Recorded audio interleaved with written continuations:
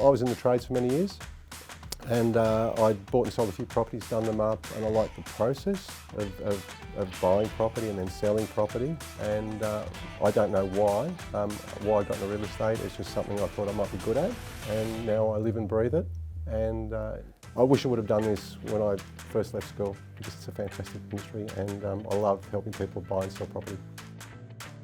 Favourite part of the job is when I call a buyer up, a first home buyer, and they're obviously buying their first property, and I tell them they've been successful, and I hear them scream down the phone and say, fantastic, and they tell their partner, and just that energy, that transfer of energy is fantastic, and I love it, and I love making people feel happy and excited.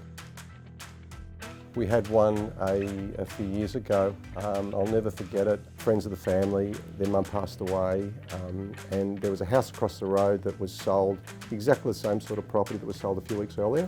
And there was a guy that wanted to try and buy the home prior to auction for the same sort of price. And we made an executive decision and just went on our gut that maybe we'd get a better price if we took the property to auction, even though the offer was very tempting. So the buyer wasn't happy that we wouldn't accept his offer prior to auction. He was frustrated, as you would be.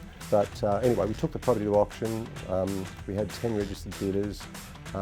It went nuts, and we achieved a sale price $100,000 above what the one across the road sold for. So that, to me, is a great result, and that's why I'm doing my job, and that's where I add value.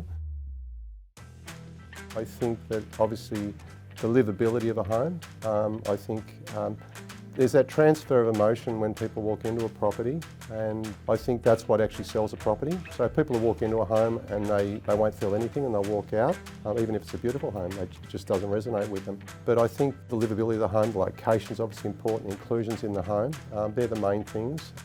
I like the south side. I've lived on the south side pretty much all my time in Canberra. I love Forest and Red Hill, and I think they're magnificent.